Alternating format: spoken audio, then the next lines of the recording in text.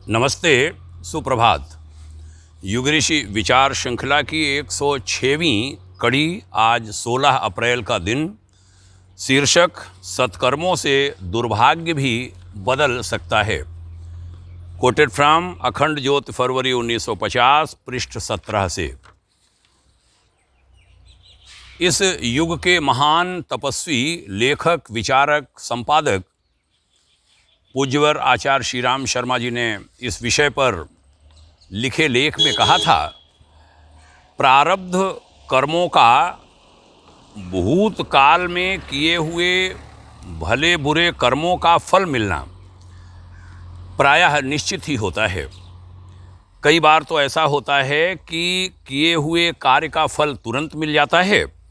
कई बार ऐसा होता है कि प्रारब्ध भोगों की प्रबलता होने के कारण विधि निर्धारित भली बुरी परिस्थिति वर्तमान काल में बनी रहती है और इस समय जो कार्य किए गए हैं उनका फल, उनका परिणाम आगे भुगतने के लिए जमा हो जाता है।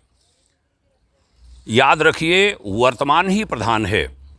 पिछले जीवन में आप भले या बुरे कैसे भी काम करते रहे हों, यदि अब अच्छे काम करते हैं तो चंद भाग्य बन गए फलों को छोड़कर अन्य संचित पाप हतवीर्य हो जाएंगे और यदि उनका परिणाम हुआ भी तो बहुत ही साधारण, स्वल्प कष्ट देने वाला, यानी बहुत कम कष्ट देने वाला और कीर्ति बढ़ाने वाला होगा।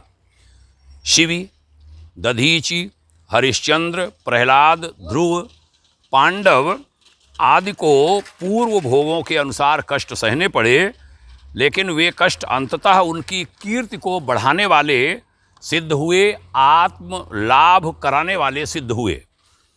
सुकर्मी व्यक्तियों के बड़े बड़े पूर्व पातक स्वल्प दुख देकर सरल रीति से भुगत जाते हैं, पर जो वर्तमान काल में कुमार्गगामी हैं उनके पूर्वकृत सुकर्म तो हतवीर हो ही जाएंगे।